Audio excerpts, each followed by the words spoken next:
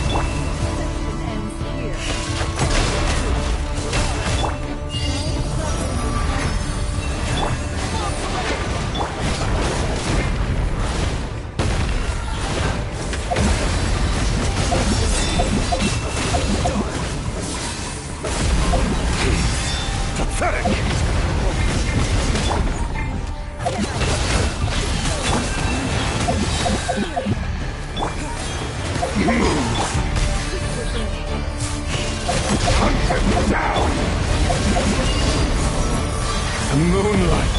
It's all futile.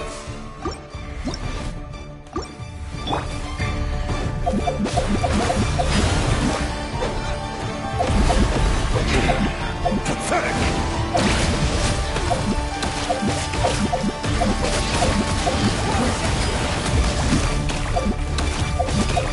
Move. The moonlight. Crazy.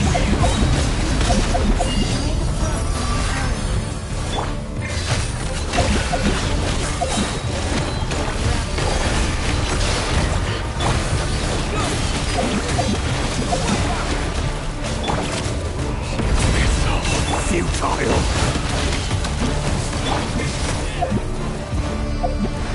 Hunt them down.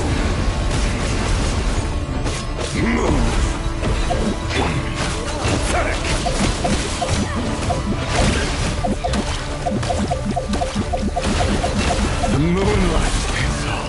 you to hunt him down!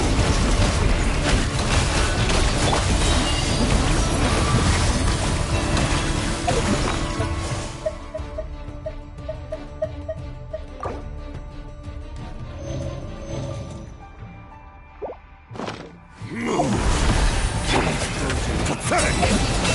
Be silent. The moonlight betrays you. Moved.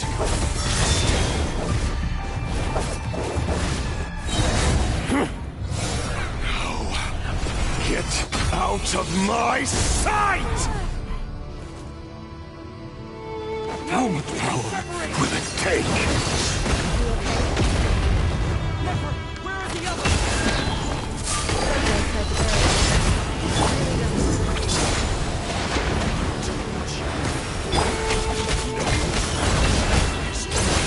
A death sentence. Careful what you wish for.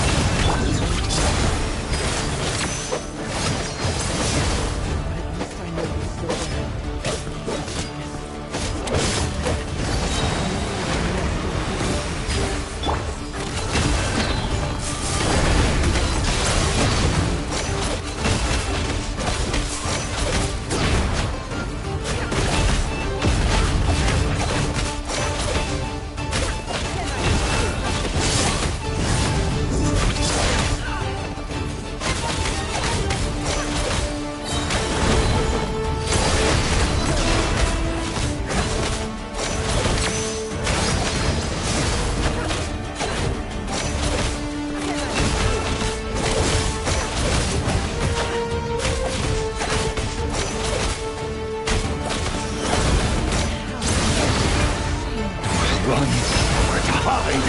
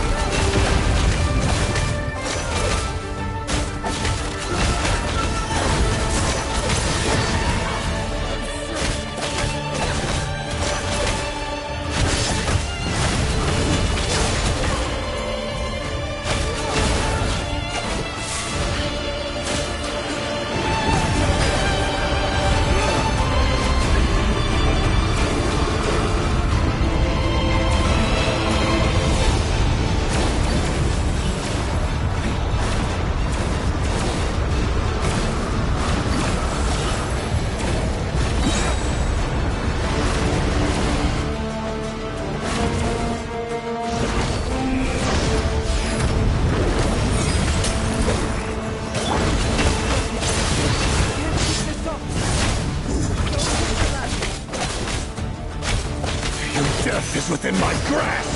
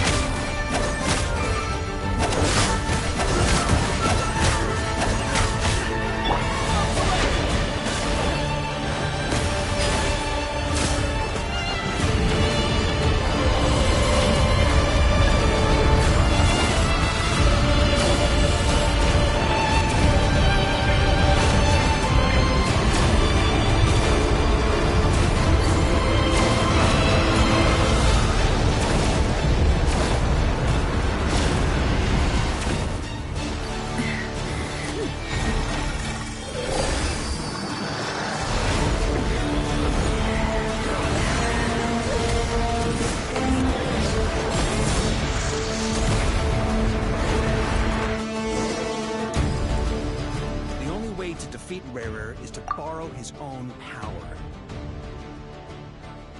That means Columbina will have to disappear while you two bear the brunt of his attacks. You have to hold on. Find a way to keep him focused on killing the two of you.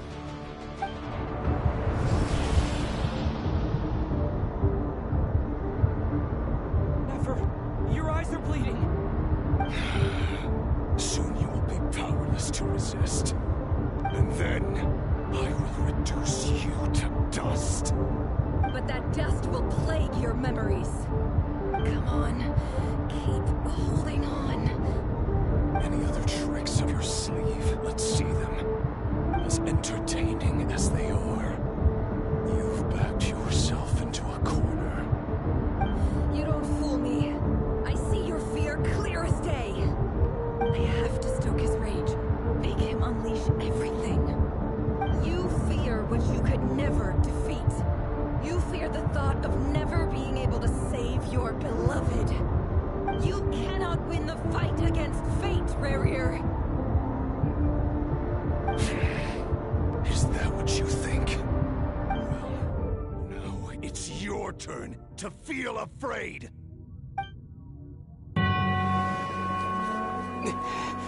You fear the sound of your own name? Is it us you hate? Or is it what you've become? Let's see what becomes of you!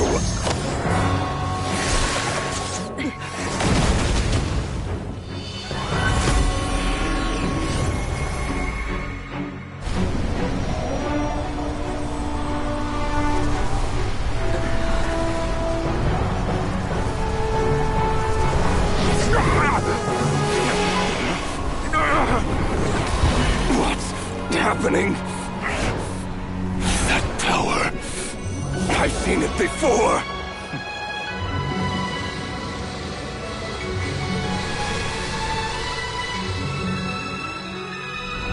His power is on another level. We'll need to use an alchemical array to convert his power into a usable form. Then quickly channel it into Columbina, rendering her powerful enough to compete with him. I'll join you. I can help. If I release enough abyssal energy into a confined space, it'll create a potential difference, allowing us to extract a huge amount of elemental energy. Next, I'll synchronize with everyone's minds using Pyro, then give you temporary access to their abilities and fields of view.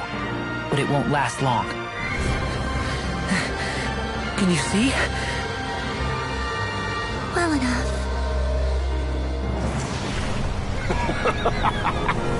So, we have a student of Gold Rheindotter in our midst. How about that?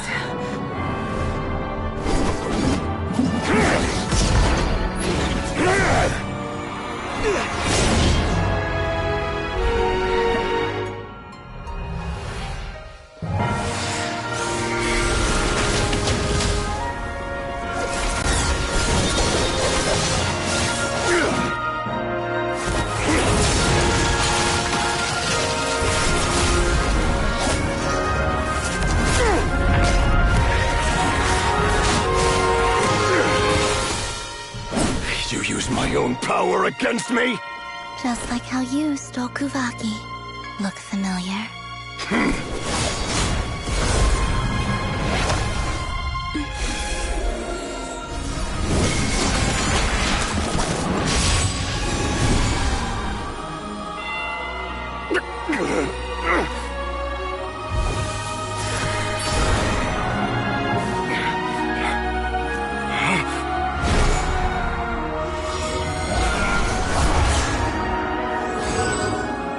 Don't you realize?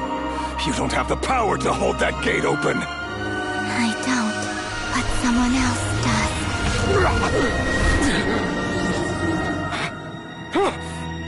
Goodbye, Rerir.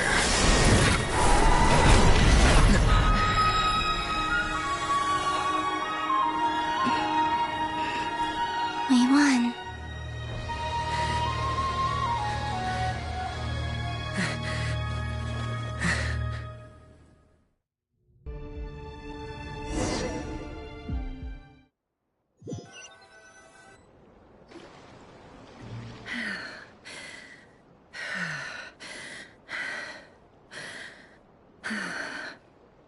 Nefer, how are your eyes?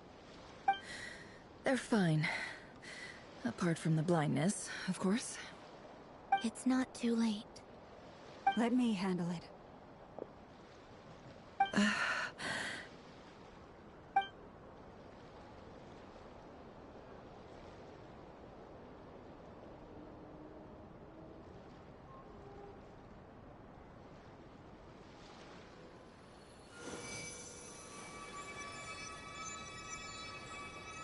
Miss Nefer, it's not like you to lose your composure.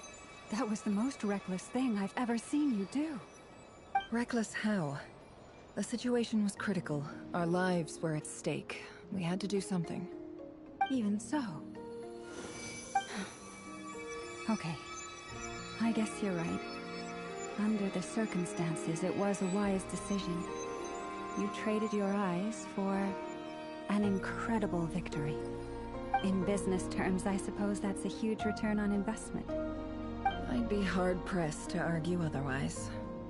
Still, I don't like this outcome, and I don't want you to lose your sight for good. People suffer when they make sacrifices they shouldn't have to make, whether that means faith, strength, or in this case, your ability to even see.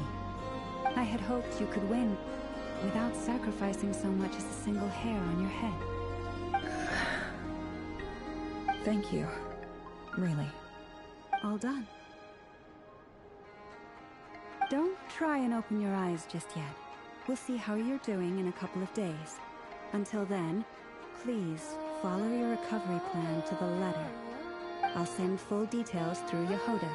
For now, just get yourself home, relax, and rest. My dear friends, we have fought bravely and achieved a spectacular victory. A dark cloud has been lifted from the skies of Nodcry. All in this land will be grateful for what you have done. The moon will remember this day. Thank you both.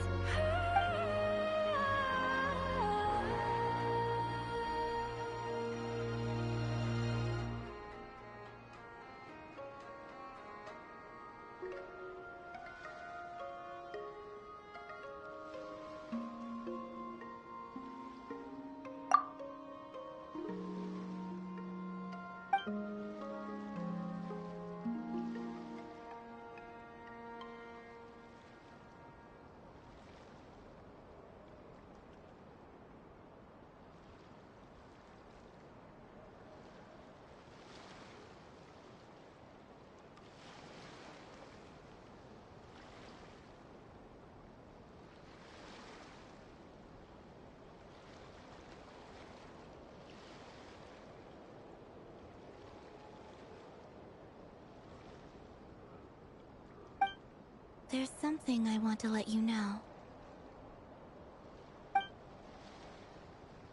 What is it? When Durin connected everyone's minds so I could access their powers, I also felt everything they felt. And since Nefer's eyes were injured, My eyes are hurting now, too.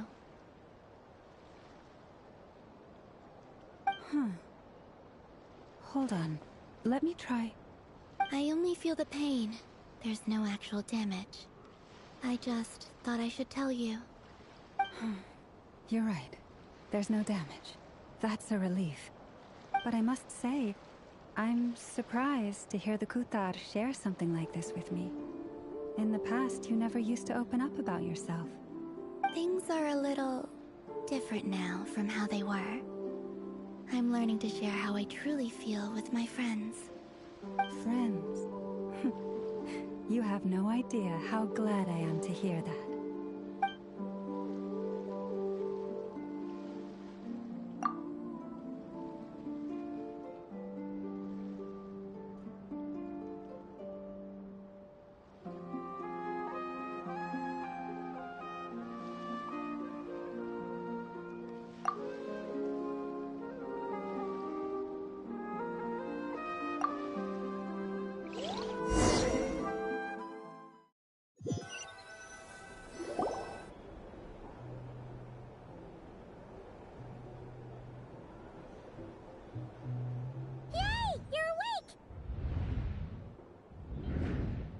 How are you feeling?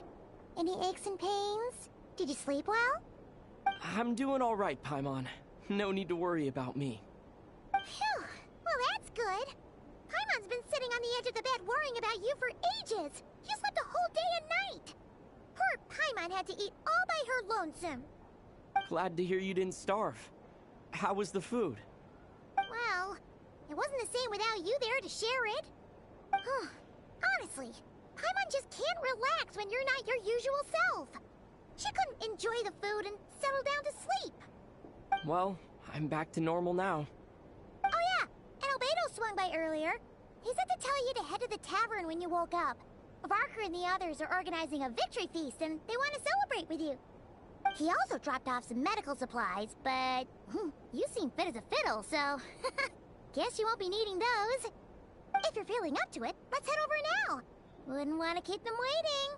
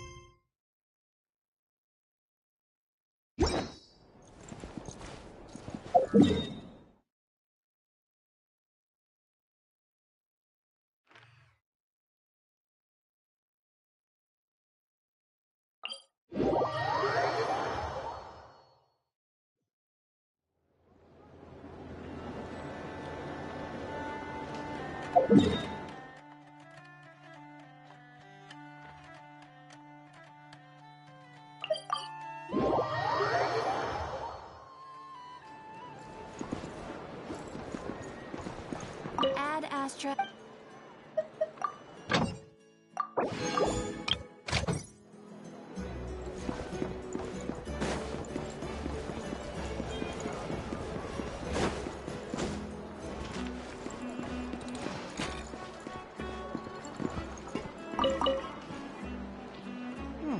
This should just about do it.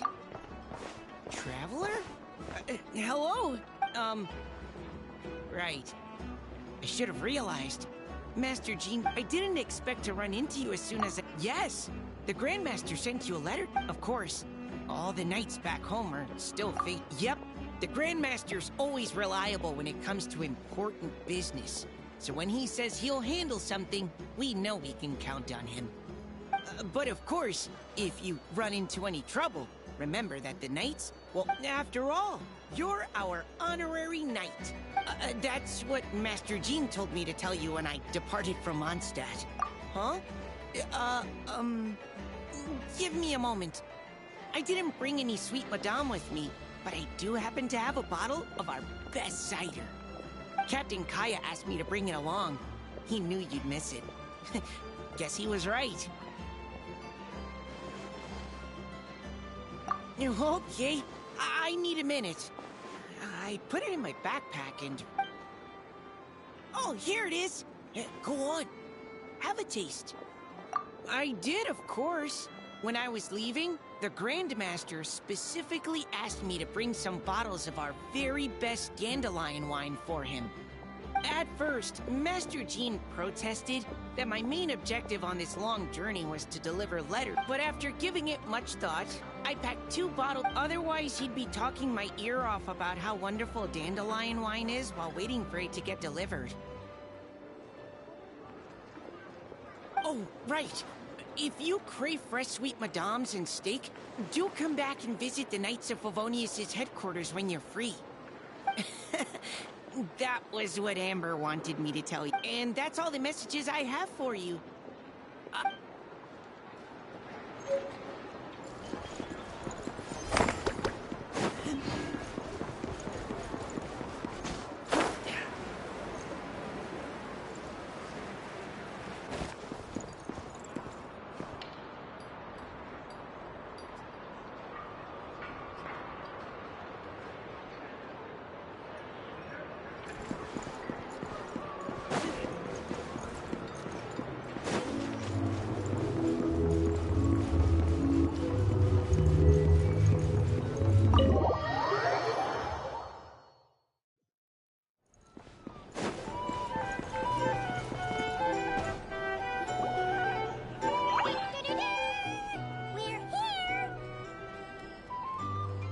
Traveler and Paimon!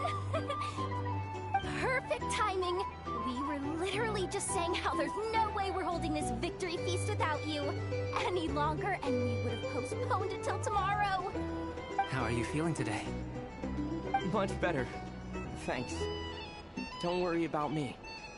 Relieved to hear it. If that changes, just let me know. Happy to check you over at any time. Yep, we're here for you. Anything you need, just let us know. Oh wait! Where's Nefer? How are her eyes doing? Nefer's right over there. I'm sure she'd love to catch up with you.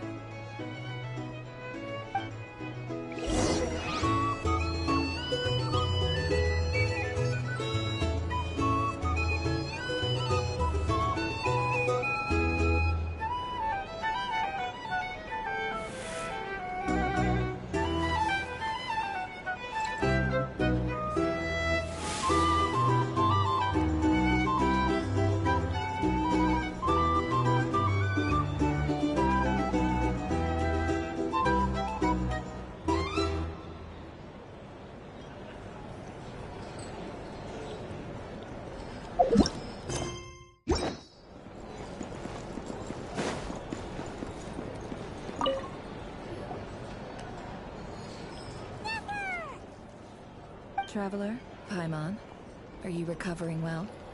Turns out that moon chanter has some real talent after all. My eyes were mostly recovered after just a couple days rest. I can actually open them again now. Yeah, but you gotta be careful. Lauma says not to strain your eyes while they're still healing. Yes, thank you. I'm well aware. Yehoda, could I borrow you for a moment? I could do with an extra pair of hands. Oh, sure. Coming. Did you hear that? I gotta go help Lauma for a second. You guys chat among yourselves. I'll grab us some drinks on the way back. Paimon, you still like them sweet? You bet. Make it extra sweet, because Paimon's earned it. Sure thing.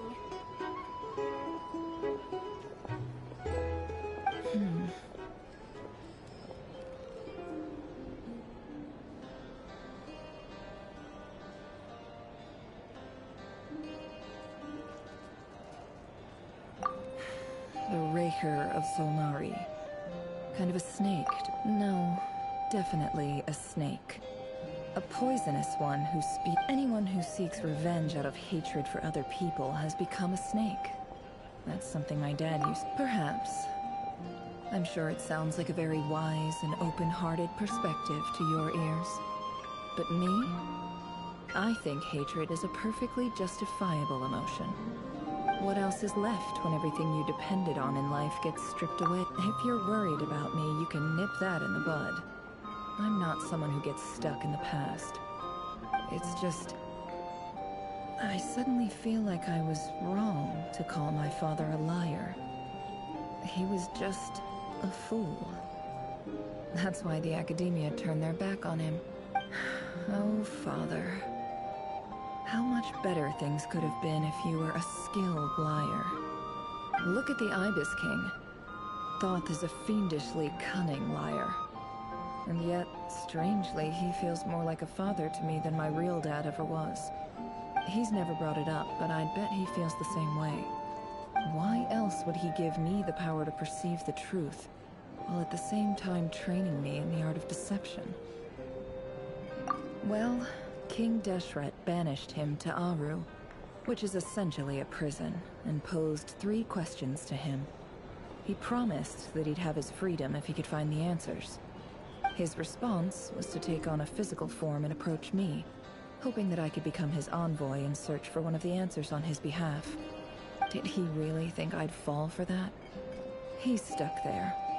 He can't make me return what he gave to me. So that's enough for you to decide he's nice, is it? He's a prisoner, and he was scared. So he decided to perform some good deeds to win people's approval. He lives in fear because he's a deceiver. How is Rerir any different? You can't work as a spy your whole life and expect a happy ending. It's preposterous. Yet I can't say I don't understand it. Liars live in the darkness of their own making, but it's still human nature to want to go on living.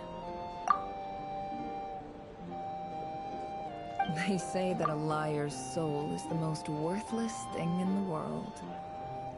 What do you think? Good. If you understand that, it means you're smart, and you see things objectively. If you ask me, the soul of a liar really is worth nothing, because all they care about is themselves. For example, when something good falls into my lap, I don't go sharing the news around. Stops other people trying to steal it from me.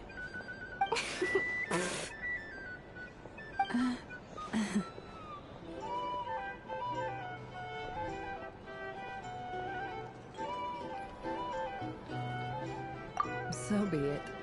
They have sharp ears. I can't keep anything from them.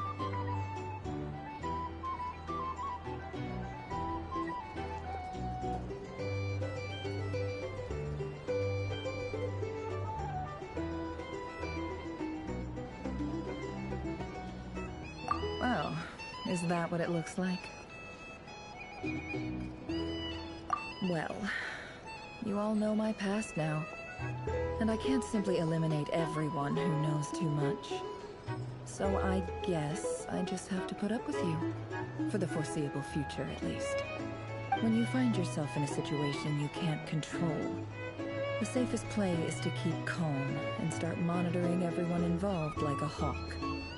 In the intelligence world, you need to have a sense of perspective and play your hand accordingly. If you understand what's at stake, please ensure my secret is safe with you. I trust you'll respect my wishes as a friend. But don't forget, I will also be what? Very good. Oh wait! Now that the panic's over and we've all calmed down, Paimon suddenly remembered something.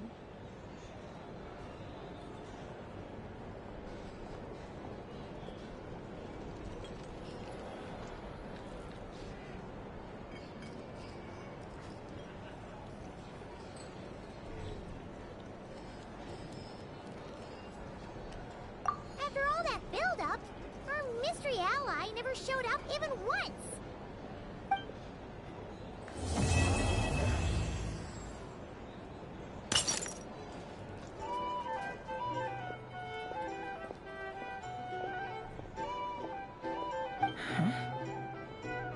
Am I imagining things?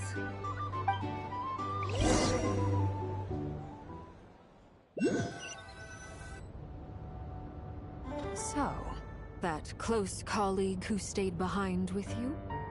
What's he been up? Don't know, don't care. I get more normal human interaction from hanging out with Bosco Toot than him. Although, now you mention it, he hasn't bothered me in a while. I wonder if... If he's disappeared without a trace, it's the biggest gift he ever gave to the world. But I somehow doubt that's what's going on.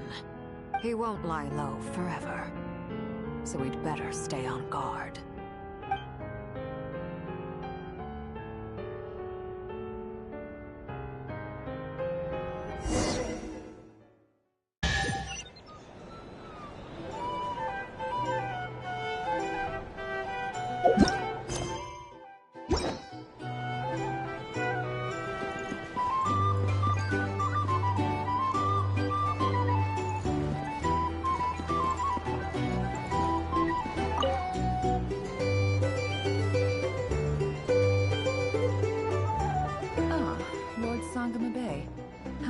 To see you.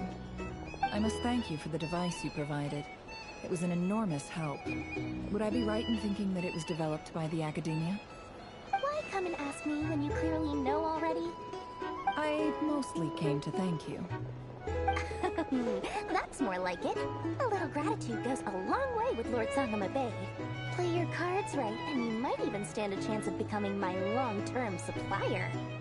The chance to work with such a kind and charitable investor as yourself would be a great honor for the Curatorium.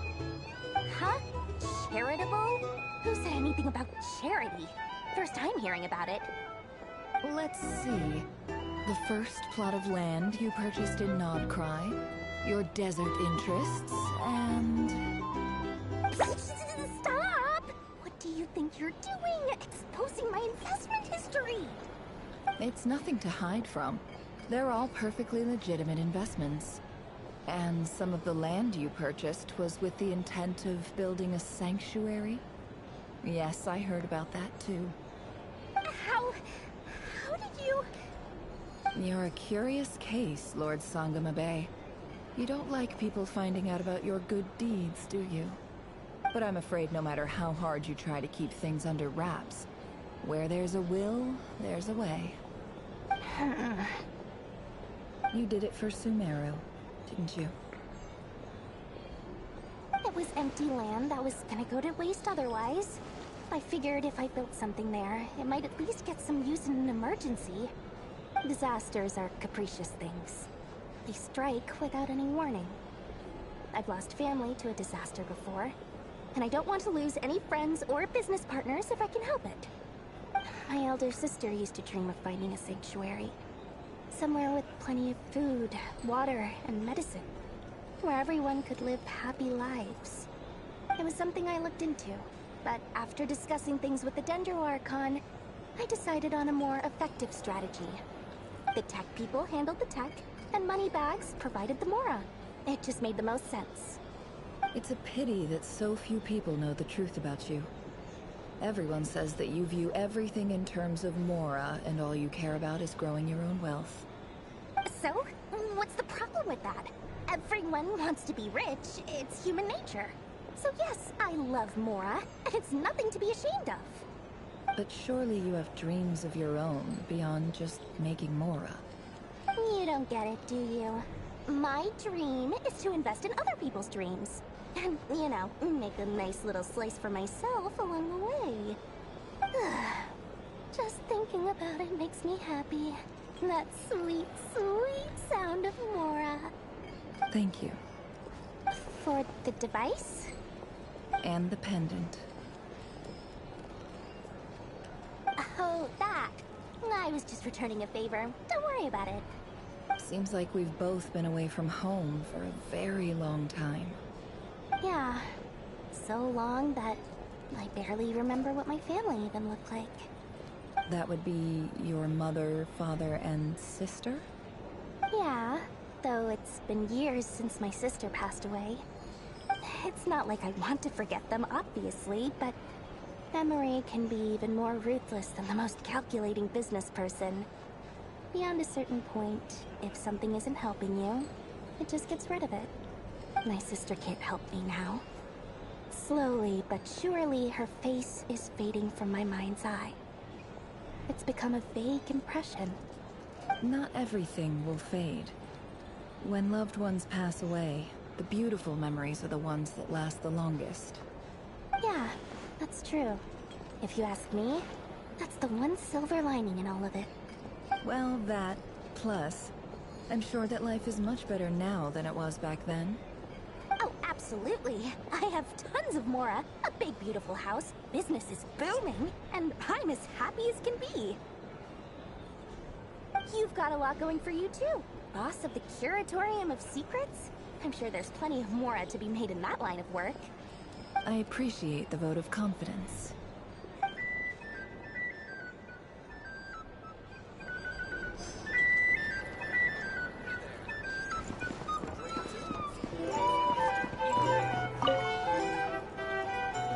How have you been holding up?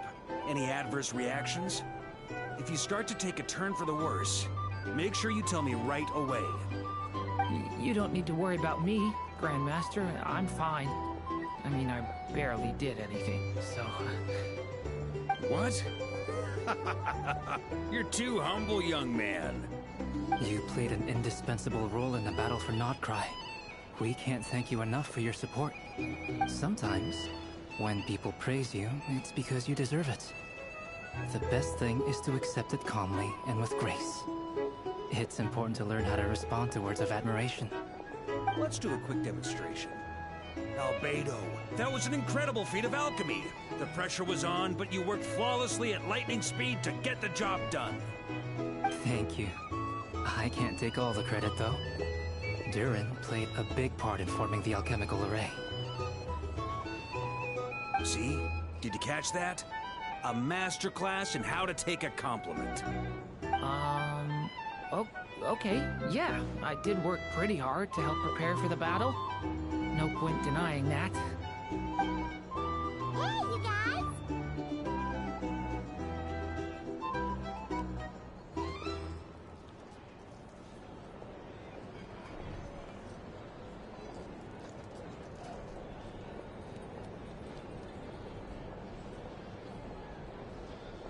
Hey, look who's bounced back. Looking good, Traveler. Seems like you've recovered. You won't need to take any more medication. Can I get you a drink? Huh? You know how to order at a bar now? You've sure learned a lot recently. Handling a drinks order is ridiculously simple compared to alchemy. Don't worry, I'll blend into society yet. Paimon believes it! You're clearly a fast learner, just like your brother. To be totally honest though, Paimon didn't quite follow all the details when you first explained the plan to us. Don't worry, that's completely understandable. Unless you're a student of alchemy, it's hard to grasp the principle and how the process works. To put it in the simplest terms, we saw how our enemy stole the power of Kuvaki. And that gave us the idea of stealing his power to turn it against him. When facing an enemy you have no hope of defeating, it's best not to engage them in battle. So, instead of looking for a way to overpower him, we decided to help Columbina get strong enough to at least stand up to him in a fight. For this to work, we had to analyze his modes of attack, confirm who his main target was, and make sure that he wouldn't go beyond the range of the alchemical array. For added security, we prepared a total of 4 arrays.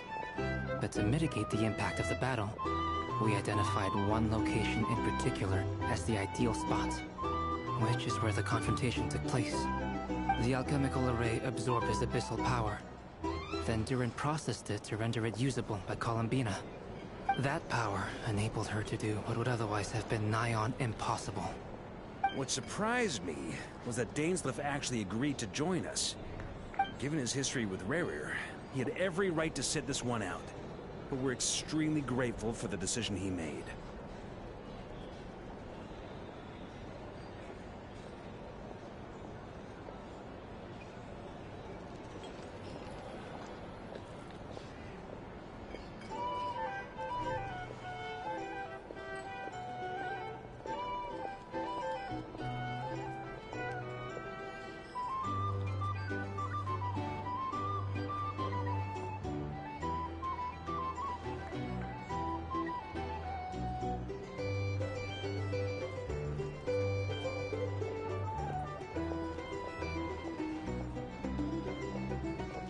must have been a painful choice to make.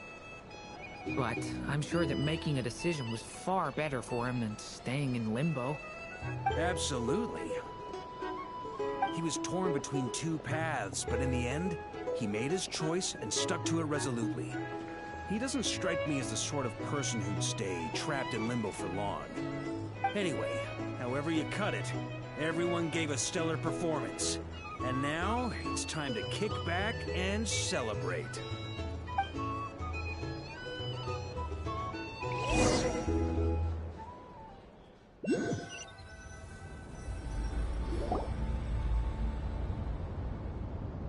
That's the only reason you're here. Yes. I've thought a lot about it. And I've realized that you, me, and Arlecchino should be friends. I think this is very important. So I felt I had to come and tell you. Well, this is a new one. I'm so moved. I can't even hold my teacup. If that's all, you can leave now. Do you not want to be friends with me? Or is it that you prefer being co-workers? What is this, Columbina? Are you deliberately testing my patience threshold? Right now, my politeness module is active. But if you say another word, I swear I'll shut it down. If your politeness module was active, wouldn't you say the word please at some point? Polonia, please see Lady Columbina to the door. Will you still invite me to your next tea party? What?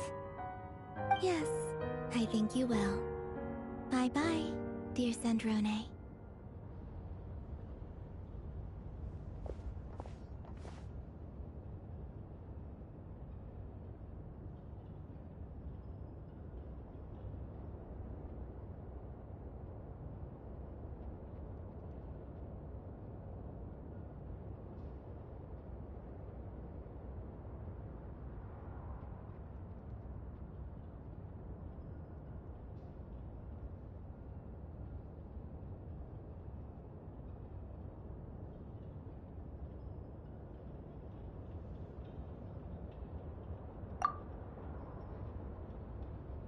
Last time, the Wild Hunt escorted you out.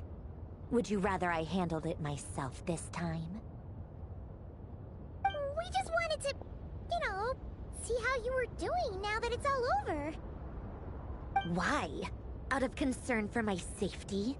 I hope you didn't seriously think that the Rayhir of Solnari would be able to lay so much as a finger upon me, given how prepared I was.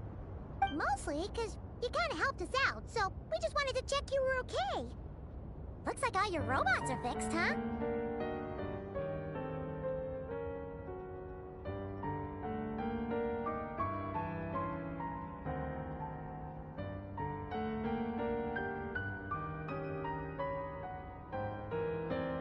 Oh, don't you worry about that. Tea time is already a write-off. The visitor before you managed to kill my appetite. If you're in the mood for tea, go ahead and help yourself. Otherwise, it's going to waste. My coasters are still missing in action, though. Use this notebook instead. Whoa! Pretty hefty notebook. Look at all those calculations. You can ignore those. They're just dumb scribblings. I doodle and write in my free time. Sometimes I remember the distant, dreamlike past. Sometimes I imagine the far-flung future. And other times, I grit my teeth and note down all the crazy nonsense going on in the present. Some people do the crosswords in the newspaper. This is my equivalent of that.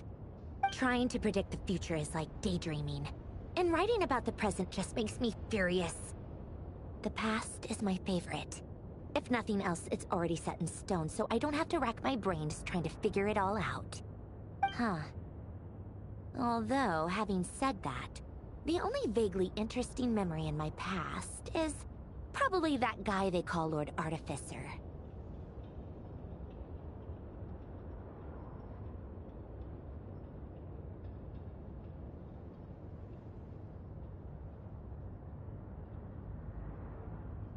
Who else?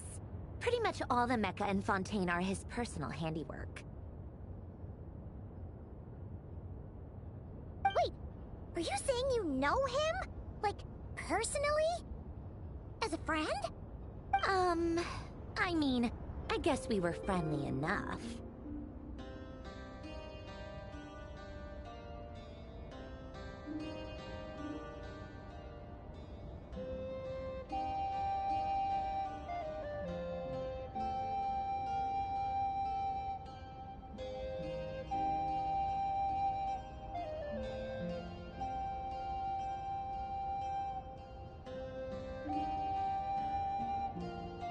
Yep.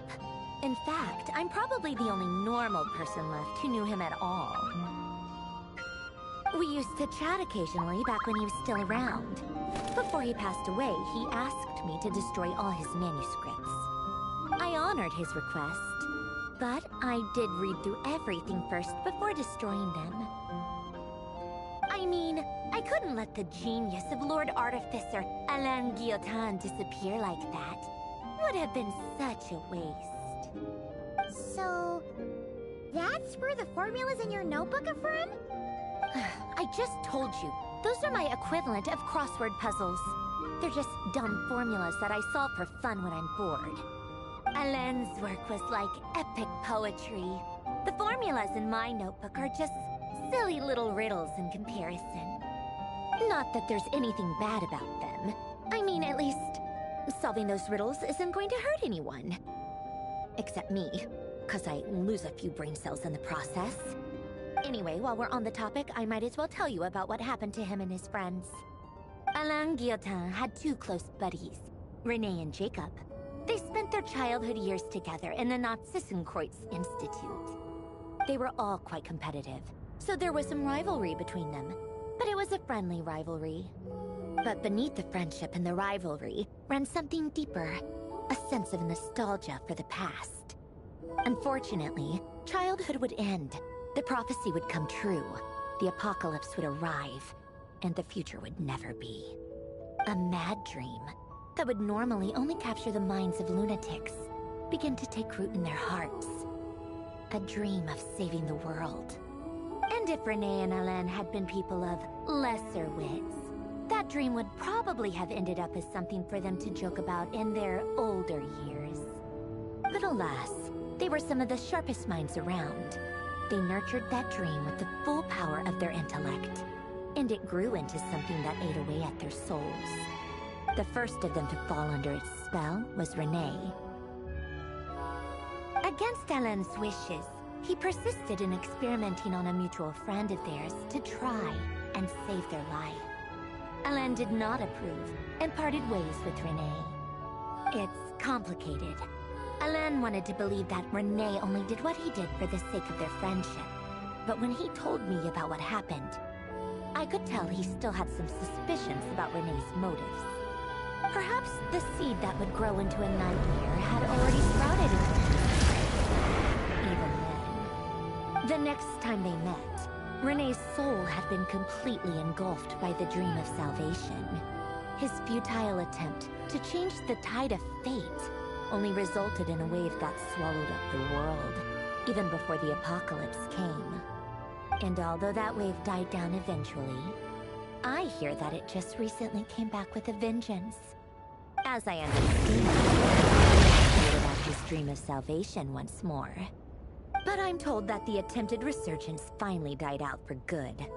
At long last, Renee awoke from his deluded dream. Though of course by then it was far too late. What do you think of Renee? Do you admire his transcendent genius? His view that any price was worth paying to achieve the lofty goal of saving the world? Or do you despise him?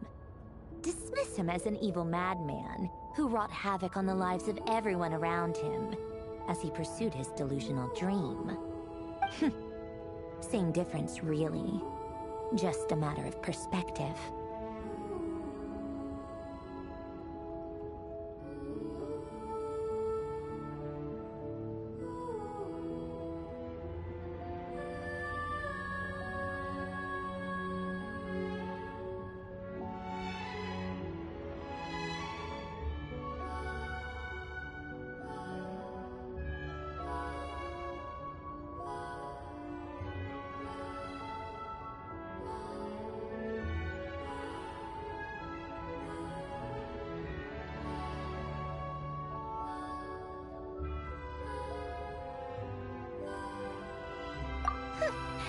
doesn't surprise me. You share one thing in common, after all.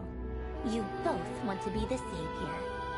The only difference is, your dream came true, and his... well, he wasn't the one who made it come true.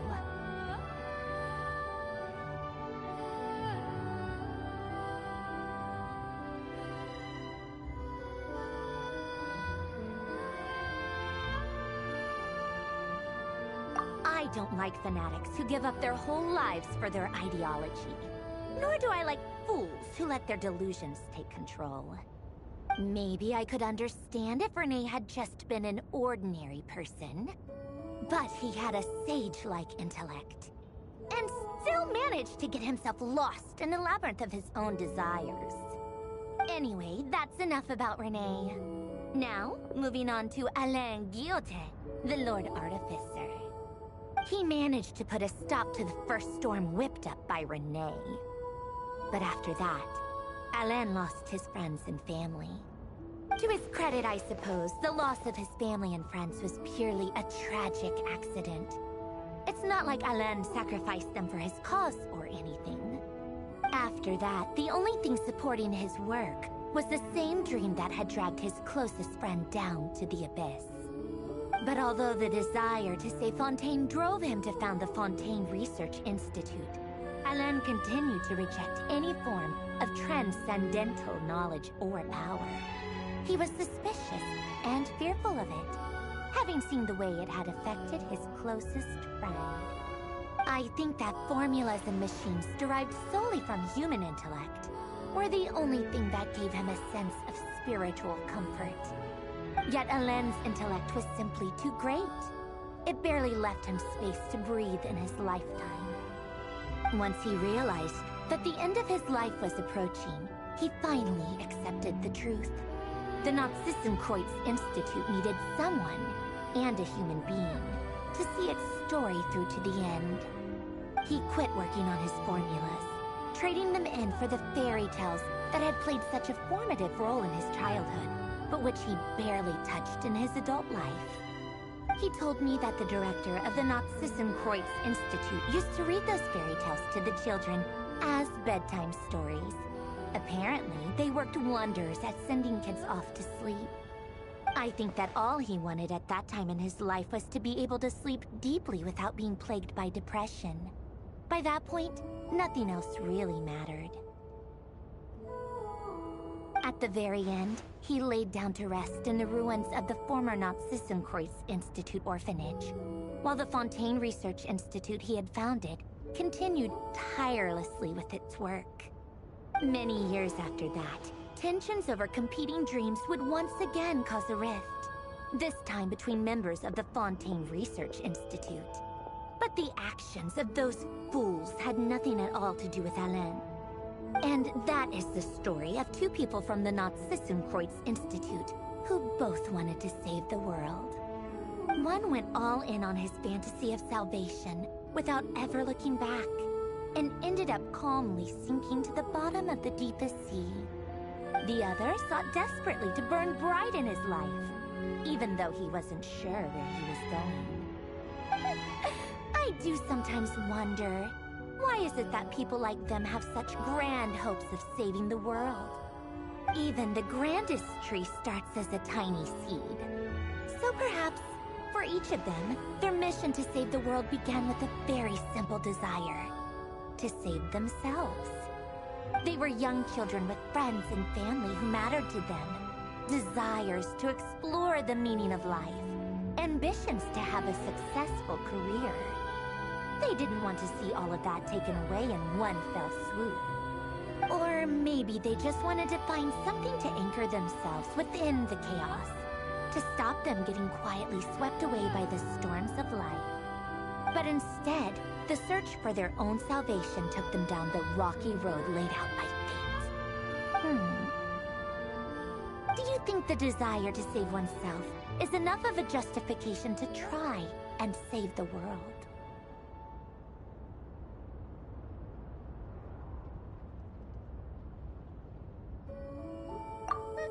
The way you said that sounded just like Alain.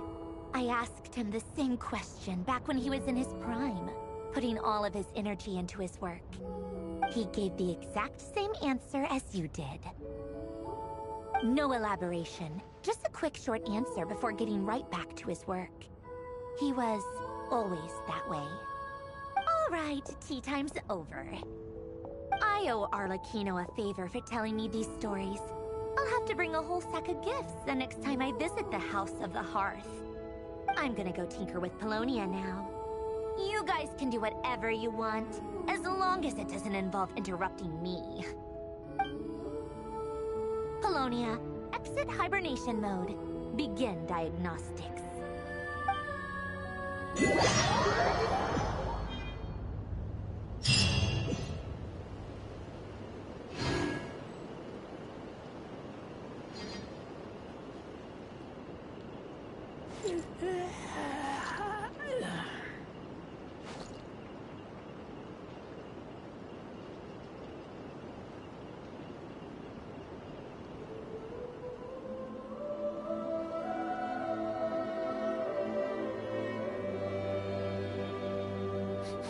I smell rabbit.